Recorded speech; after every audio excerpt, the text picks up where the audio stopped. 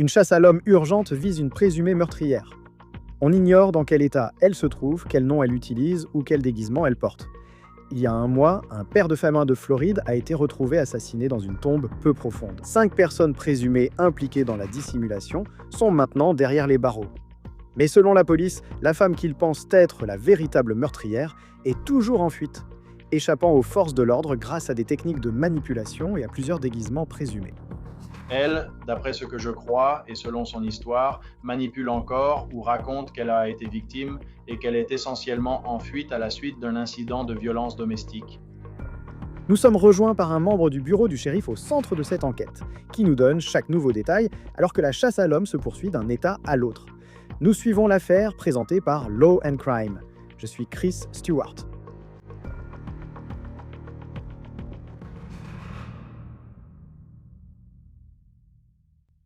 De nombreux sujets à traiter dans cette histoire. Je suis sûr que vous avez vu les gros titres et personne ne souhaite vivre cela. Surtout dans votre communauté, où une présumée meurtrière est en liberté et personne ne semble savoir où elle est, ni où elle a été ces dernières semaines. Maintenant, la victime dans cette histoire est un père, et franchement, sa mort fait froid dans le dos. Maintenant, s'il y a une bonne nouvelle jusqu'à présent, c'est que 5 complices présumés de ce crime sont maintenant derrière les barreaux. Mais la meurtrière présumée, on ne sait toujours pas où elle est. Elle pourrait être en Floride, elle pourrait être en Géorgie, peut-être en Alabama, et elle pourrait utiliser des déguisements et différents noms pour passer inaperçue. Maintenant, lors d'une chasse à l'homme de cette ampleur, il est difficile de se sentir totalement en sécurité. En sachant qu'une meurtrière présumée pourrait se trouver dans votre quartier, ça paraît dramatique, mais c'est la réalité. Est-ce qu'elle se cache quelque part? Est-ce qu'elle porte un déguisement? Est-ce qu'elle demande à quelqu'un de la prendre en stop sur le bord de la route? Personne ne le sait. Cette histoire se passe dans le comté de Walton, en Floride. Un membre du bureau du shérif nous rejoindra bientôt pour discuter des avancées de l'affaire. Mais avant cela, je veux combler quelques zones d'ombre et expliquer comment on en est arrivé là. Vous avez sûrement vu cette histoire dans les gros titres. Elle est devenue une affaire nationale au cours de la semaine écoulée environ. Je veux examiner tous les détails disponibles. Nous possédons les dossiers du tribunal. Nous avons beaucoup de détails différents dont vous n'avez peut-être pas entendu parler jusqu'à présent. Et je veux vous les détailler. Alors, pour commencer cette histoire, nous allons revenir au 24 mai de cette année. C'est à ce moment-là que le département de police de Niceville, en Floride, reçoit un signalement de disparition concernant Jason Collart, âgé de 43 ans. À ce moment-là, il a été vu pour la dernière fois quittant les College Condominiums sur East College Boulevard, situé à Niceville, en Floride. Ensuite, un mois plus tard, le 25 juin, les agents interrogent un témoin qui était déjà en détention à la prison du comté d'Okaloosa, en Floride, en échange d'un accord de plaider coupable. Et ce témoin, non nommé dans la déclaration sous serment du bureau du shérif du comté de Walton, s'identifie comme le petit ami d'Isabel Rose Johnson, âgé de 38 ans, et ce nom est au centre de cette chasse à l'homme. Maintenant, à ce témoin aurait déclaré à la police, je vais vous lire ici, citation, alors qu'elle se trouvait en Géorgie vers le 2 juin 2026, Isabel Rose Johnson a reçu un appel de sa colocataire, Bobby Wagstaff, qui se trouvait à Freeport, en Floride. Wagstaff a appelé pour dire à Isabel Rose Johnson que le chien avait déterré le corps sans vie, que nous avons ensuite appris être le corps de Jason Collart, et qu'elle devait revenir pour nettoyer cela. Isabel Rose Johnson a demandé à son ami Brian de venir la chercher et il l'a ramenée à sa résidence, située près de Sunset Lane à Freeport, en Floride. Brian l'a ramenée chez elle, puis l'a reconduite en Géorgie dans son pick-up blanc F-150. Donc d'après ce rapport dans la déclaration sous serment, on suppose que Jason Collart a été tué entre le moment où il a été vu pour la dernière fois, le 24 mai et le 2 juin, lors de l'appel du colocataire de Johnson concernant l'état du corps de Collart. Prétendument. Maintenant, voici ce que l'affidavit indique s'être passé lorsque Johnson est retourné chez son petit ami en Géorgie. Citation. Lorsque Isabel Rose Johnson est revenue rejoindre son petit ami qui était resté en Géorgie, elle portait avec elle un panier à linge rempli de vêtements très malodorants. Le petit ami a remarqué un jean bleu et une paire de culottes noires en nylon. Le petit ami a indiqué qu'Isabel Rose Johnson lui avait dit qu'elle avait tué la victime en lui mettant un collier de serrage autour du cou. Elle l'a ensuite enterré dans le jardin et aurait pu recouvrir cette zone avec une berline Cadillac noire. Isabel Rose Johnson a dit à son petit ami à son retour qu'elle avait recouvert le corps de ciment pour que le chien ne le déterre pas à nouveau. Le petit ami a indiqué que la tombe pourrait se trouver près de la fosse septique. Comme Isabel Rose Johnson lui a dit, elle a réparé la fosse septique. Je veux dire, c'est horrible. Rien que d'écouter comment Johnson aurait décrit le meurtre de Collart. C'est déjà brutal en soi. On pense à cet enterrement, avec du ciment par-dessus, dit-elle. Maintenant, il est évident qu'elle aurait fait de grands efforts pour essayer de garder tout cela secret. Et cela nous amène à une autre série de questions importantes dans cette histoire. Où ce meurtre a-t-il réellement eu lieu? Et quelle était la motivation présumée de Johnson pour tuer un père de 43 ans? Voici ce que son petit ami dit à la police dans l'affidavit. Je cite, le petit ami a poursuivi en disant au détective qu'Isabelle Rose Johnson avait tué la victime dans la partie caravane de la résidence. Car la résidence est en partie une caravane et en partie une construction traditionnelle. Isabelle Rose Johnson a dit à son petit ami qu'elle avait tué la victime parce qu'il l'a forcée à commettre des actes criminels pour lui. Et que la victime était violente, parce qu'il attendait plus de leur relation qu'elle n'était prête à donner.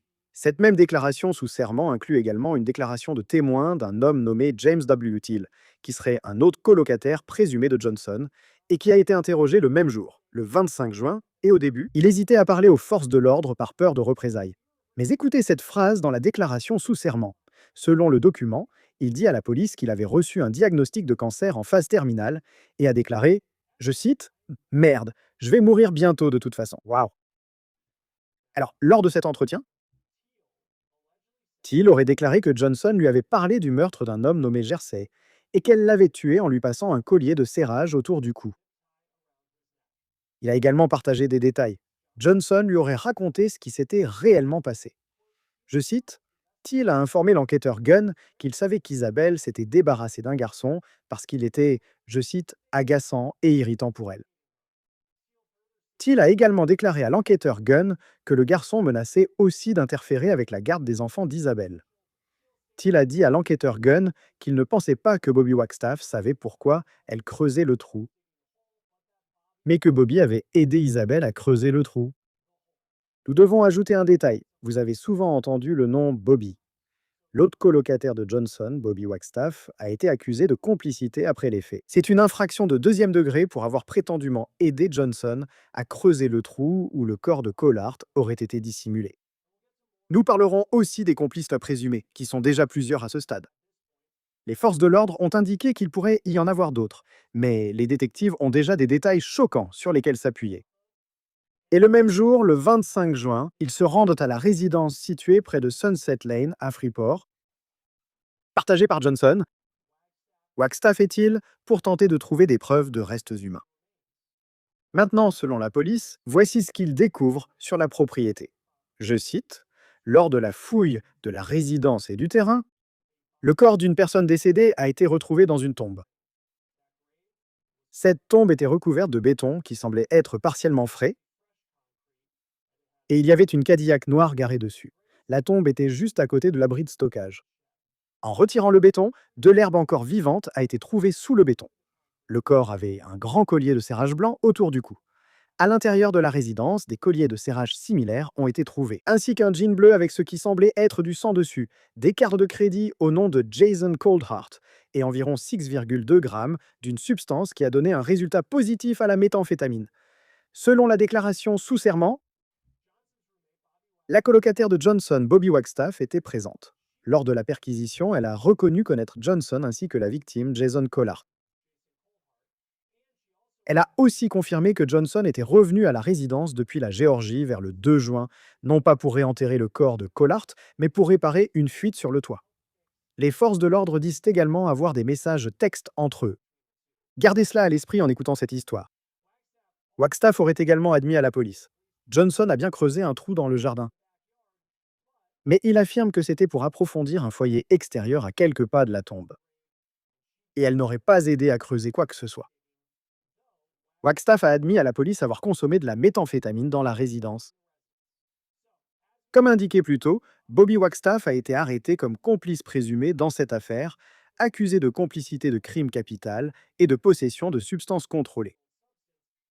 Elle doit revenir au tribunal pour une audience de plaidoyer le 18 août, mais je veux que vous gardiez à l'esprit, il y a 4 autres complices impliqués dans cette histoire, plus précisément 2 couples différents. Donc, selon une autre déclaration sous serment du bureau du shérif du comté de Walton, il y avait un mandat d'arrêt contre Isabelle Johnson qui a été signé le lendemain, le 26 juin, donc vous pouvez voir que cela dure depuis des semaines à ce stade. Donc la police a cherché à savoir avec qui elle aurait pu être en contact pendant la période liée à cette affaire. Ils ont appris que Martin et Sandra Leverton avaient conduit Johnson ce même jour, le 26 juin, jusqu'à leur domicile à Fort Walton Beach, en Floride. La police s'est rendue chez le couple pour exécuter un mandat de perquisition. Mais Johnson était introuvable. Ensuite, oui, on avance jusqu'au 1er juillet et il se rend dans une résidence à Santa Rosa Beach, en Floride. Tout cela se passe dans la même région, dans la partie nord-ouest de l'État, après avoir reçu un tuyau concernant la localisation de Johnson. Cette maison appartenait à un homme nommé Michael White et à une femme nommée Kathleen Morris. Ces résidents ont admis à la police que Johnson avait été là, accompagné de Martin Leverton. Et c'est à ce moment-là que la police commence à faire le lien ici, en demandant à Martin et Sandra Leverton de venir au commissariat pour un entretien. Selon l'affidavit, Martin Leverton a admis avoir transporté Johnson à plusieurs reprises, avant et après la visite de la police à leur domicile, notamment les 7 et 8 juin, lorsque Johnson a été arrêté puis relâché en Géorgie, et c'était pour une autre accusation sans rapport. Le 25 juin, lorsque le couple a amené Johnson à leur domicile, le 26 juin, lorsqu'ils se sont rendus chez Michael White et Kathleen Morris pour emprunter de l'argent, ce même jour, aux appartements Legacy on the Bay à Destin, en Floride. Selon l'affidavit, Martin Leverton a appris le meurtre présumé de Jason Coldhart par Johnson par l'intermédiaire de sa femme. Et il prend ensuite des mesures pour contacter son ami afin d'organiser un endroit sûr où Johnson pourrait rester en dehors de la Floride. Mais selon la police, lorsqu'ils ont essayé de quitter le complexe d'appartements, ils ont vu une voiture de patrouille marquée et Johnson a alors caché ses 2 sacs à dos dans les buissons avant de s'enfuir en traversant l'autoroute. Martin Leverton a alors admis qu'il avait rendu les sacs à dos de Johnson après l'avoir appris. Elle a fini par se retrouver chez Michael White et Kathleen Morris, ainsi qu'en la conduisant à un endroit près d'une route départementale qui s'est révélé plus tard être la propriété de Michael White. Donc maintenant, lors de l'entretien de Sandra Leverton avec la police, elle a admis avoir payé la caution de Johnson pour le faire sortir de prison en Géorgie, à peu près au moment où il serait allé la chercher chez sa tante à sa demande. Cela se passait encore autour du 7 ou du 8 juin. Sandra a dit qu'ils ont ramené Johnson à sa résidence sur Sunset Lane, à Freeport, où les restes de Collart ont été retrouvés. Ensuite, on avance maintenant jusqu'au 25 juin. Et Sandra aurait confirmé qu'elle a récupéré Johnson à sa résidence et l'a amené chez le couple en prévoyant qu'elle logerait ailleurs quelques jours plus tard. Le complexe d'appartements évoqué par Martin. Et à ce stade, Sandra aurait été au courant du meurtre de Collart par Johnson. Sandra a admis à la police que, lorsqu'ils ont visité la résidence et ont demandé où se trouvait Johnson, elle a menti et a dit qu'elle ne savait pas. Après le départ de la police, Sandra a dit qu'elle s'était rendue au complexe d'appartements où Johnson séjournait pour l'informer que la police la recherchait. Ensuite, Sandra a dit qu'elle, son mari et Johnson ont continué à planifier sa fuite. Sandra a dit qu'ils ont même donné un téléphone à Johnson pour qu'il puisse rester en contact avec eux. Finalement, Johnson serait arrivé chez Michael White et Kathleen Morris le 27 juin en prenant un Uber depuis un salon de tatouage. Dès lors, Sandra affirme avoir été emmenée dans une autre propriété appartenant probablement à Michael White. Maintenant, un autre détail intéressant provenant de la déclaration sous serment concerne des messages du téléphone de Sandra qui ont été récupérés par la police.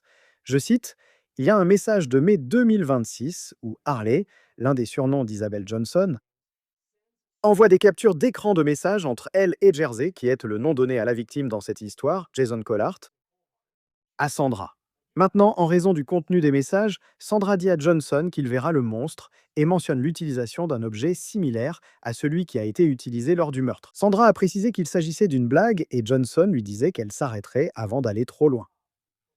Donc, à entendre cela, on peut se demander jusqu'à quel point Sandra Leverton savait-elle avant que ce meurtre n'ait prétendument eu lieu.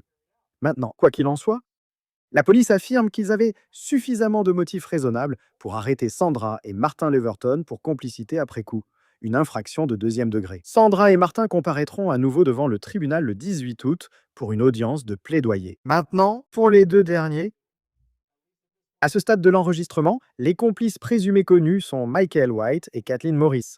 Comme mentionné, selon la police, ils ont aussi aidé Johnson à échapper aux forces de l'ordre. D'après une autre déclaration sous serment, la police a visité le domicile du couple le 30 juin après avoir appris que Johnson y était arrivé en Uber depuis un salon de tatouage. Michael White aurait déclaré à la police qu'il ne connaissait pas Johnson, ni qu'elle avait été au domicile. Kathleen Morris a également dit à la police qu'elle ne connaissait pas Johnson, mais lorsque l'officier a tenté de montrer à Morris une photo de Johnson, elle a refusé de la regarder et est partie. Maintenant, quoi qu'il en soit, la police a fouillé la maison sans retrouver Johnson. Le 1er juillet, la police est revenue à la résidence pour un second interrogatoire et White et Morris auraient décidé d'être plus francs. Ils auraient admis aux forces de l'ordre que Johnson était venu à leur résidence avec Martin Leverton le 25 juin, ainsi que Johnson était également à la résidence les 26 et 27 juin. Morris a dit à la police que, je cite, « des appels téléphoniques ont été passés et que White lui a dit de faire partir Johnson de la propriété ». Elle aurait donc conduit Johnson jusqu'à une propriété appartenant à White, à environ 18 km de là, près de la North County Highway 395, et lui a donné les clés. Selon Morris, la propriété disposait d'eau, de la climatisation et d'un réfrigérateur plein, tout le nécessaire pour s'abriter. Non. Morris a déclaré à la police qu'elle était revenue le 29 juin pour prendre de ses nouvelles et lui dire qu'elle devait quitter la propriété. Johnson aurait dit à Morris qu'elle s'en occupait. Donc le lendemain, le 30 juin, Morris revient sur cette propriété et Johnson semble être parti, ainsi que ses 2 sacs à dos. Pour Morris et White, des preuves numériques ont aussi été évoquées lors de l'interrogatoire policier. Voici ce qu'ils ont trouvé en fouillant le téléphone de Morris, qui comprenait des échanges de textos entre les deux couples. Commençons donc par le 27 juin. Vous avez un message de Kathleen Morris pour Martin Leverton.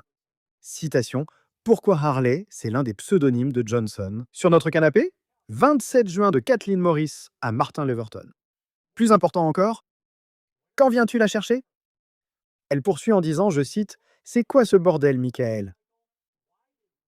Pourquoi Marty a-t-il laissé sa jeune amie ici et quand revient-il la chercher ?» Puis Martin Leverton dit à Kathleen Morris, je cite, « J'y vais maintenant. » Et ensuite, de Kathleen Morris à Martin Leverton, nous avons parlé. Si je peux faire quoi que ce soit pour aider, je le ferai. N'oublie pas les sacs à dos, s'il te plaît. Nous avons évoqué l'importance de ces sacs à dos comme pièce à conviction. C'est toujours le 27 juin de Martin Leverton à Kathleen Morris. Je cite, « Désolé, j'expliquerai bientôt. » D'accord, nous pourrons discuter très bientôt. Oui, les choses sont réglées.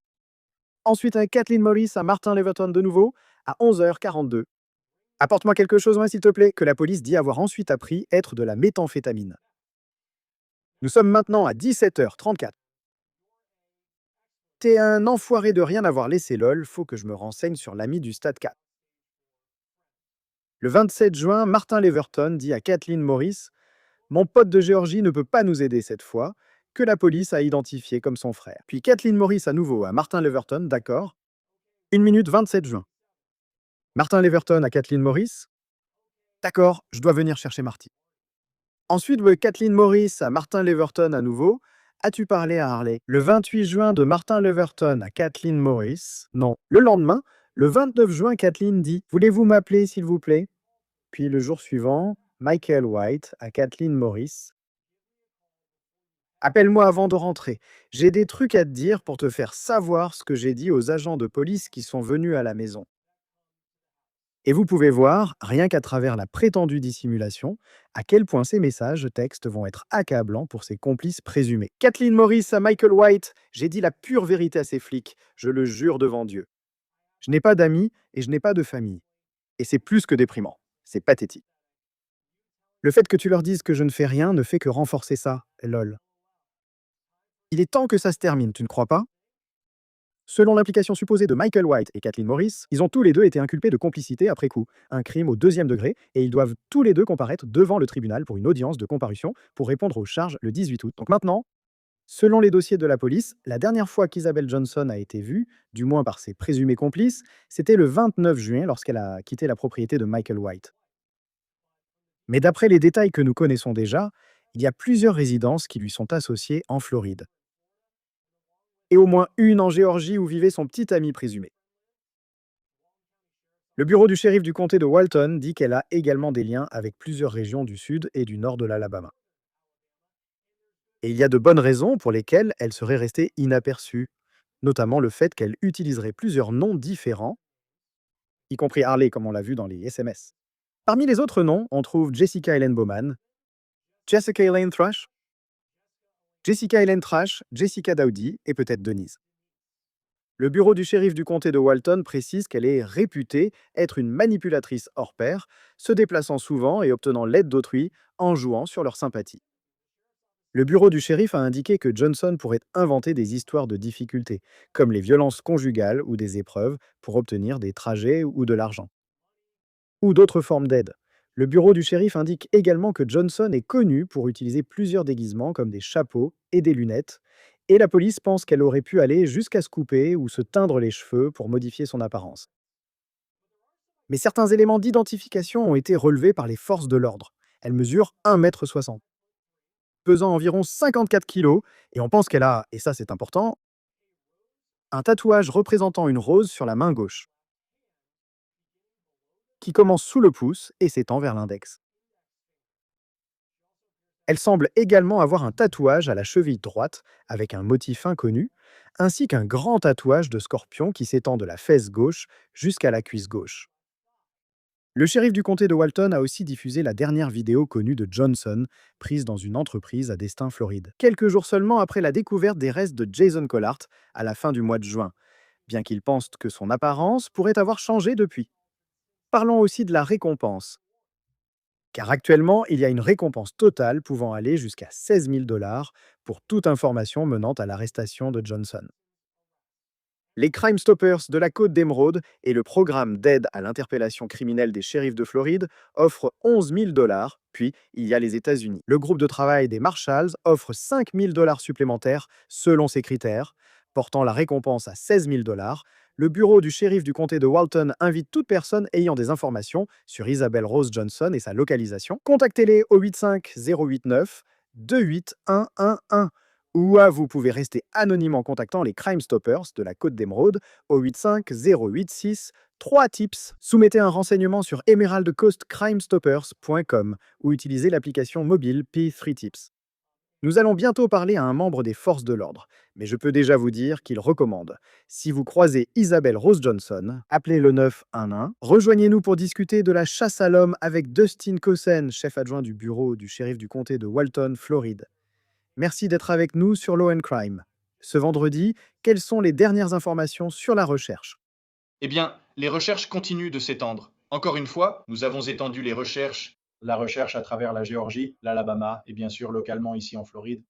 Nous avons publié une vidéo un peu mise à jour. Photos et vidéos récentes donnent des informations actualisées sur les tatouages d'Isabel Johnson pour s'assurer que la communauté et le public dans son ensemble, toute personne qui aurait pu la voir, aient plus de détails pour l'identifier et aider à la ramener dans le comté de Walton.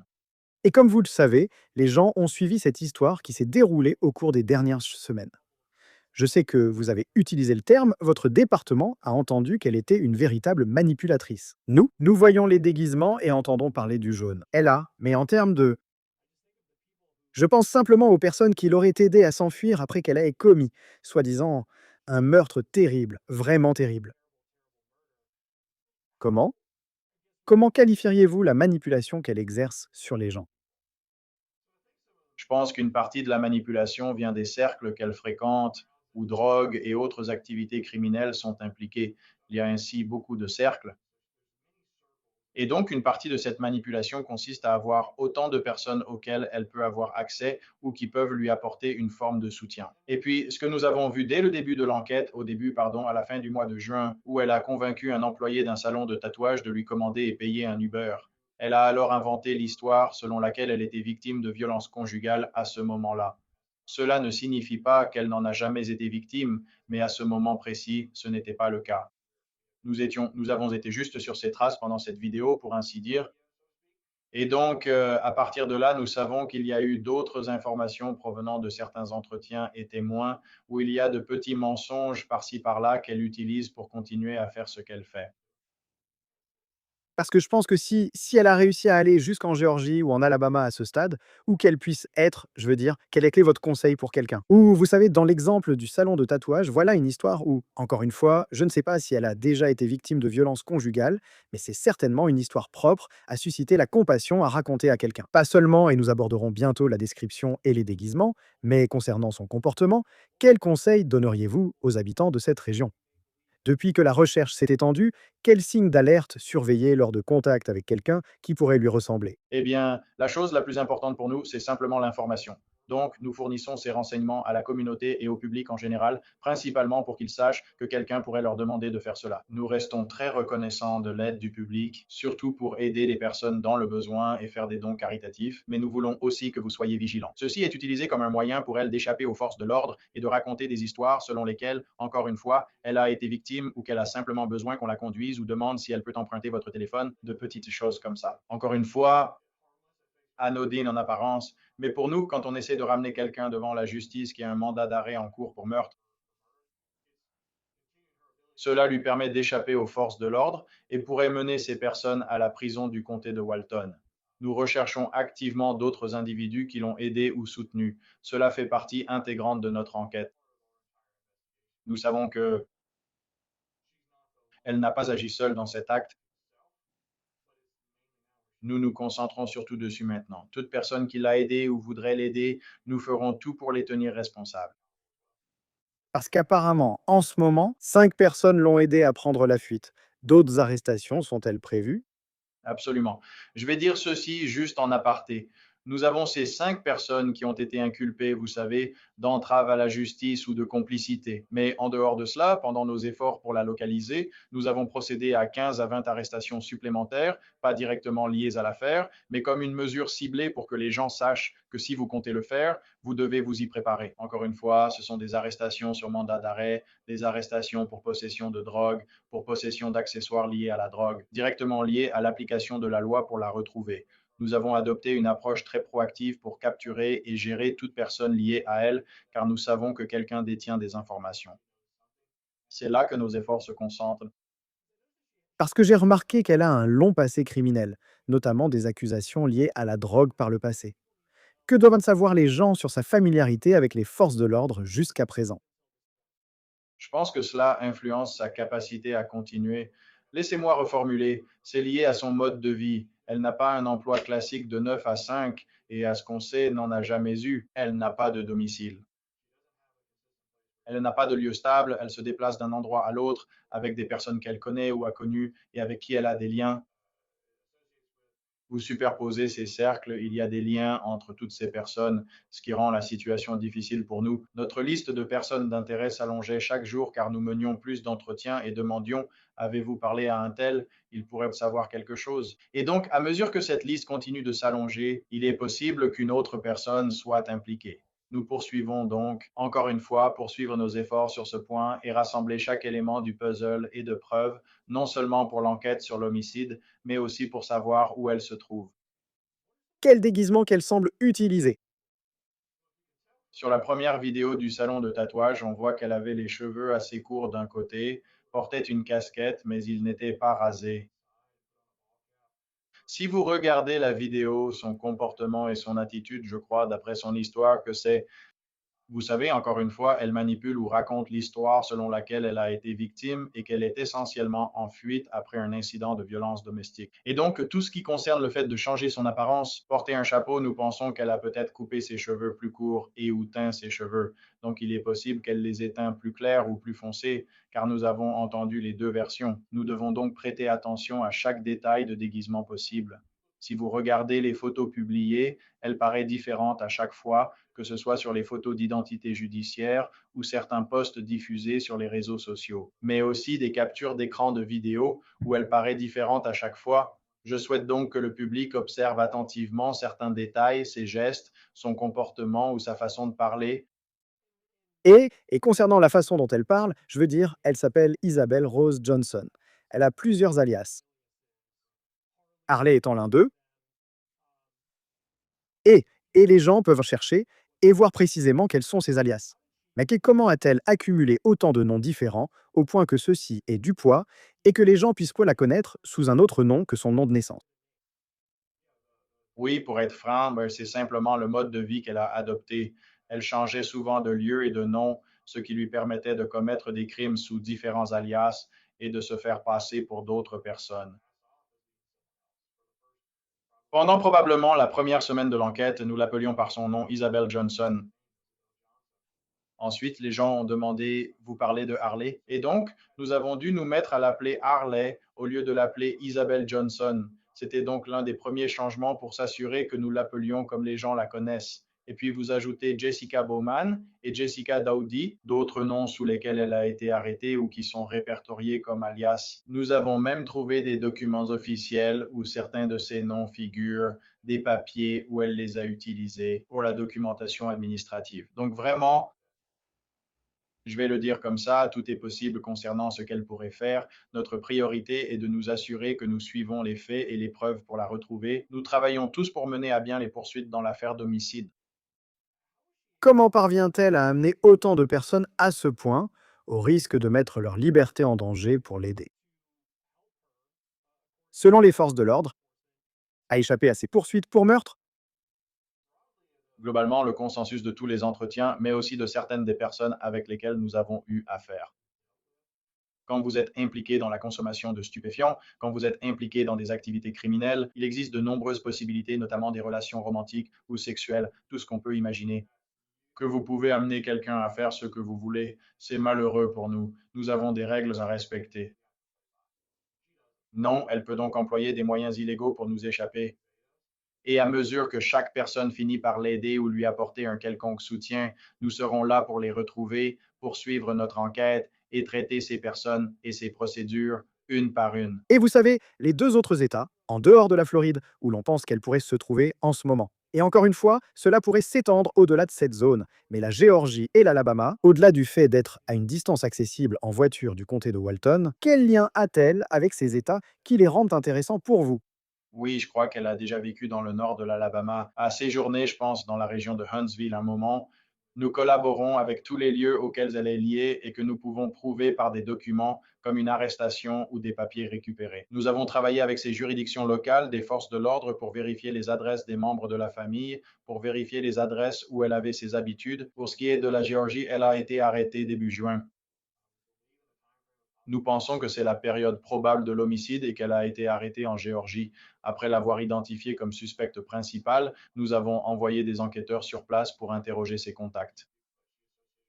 Donc, en réalité, il s'agit d'un ensemble de liens basés sur ce que nous savons à son sujet, et cette liste est longue. Donc, encore une fois, cela ajoute quelques complications, mais il n'y a aucun doute que chaque petit bout d'information que nous recevons, que ce soit par un renseignement ou des éléments factuels dont nous disposons, nous allons le suivre et l'utiliser au mieux.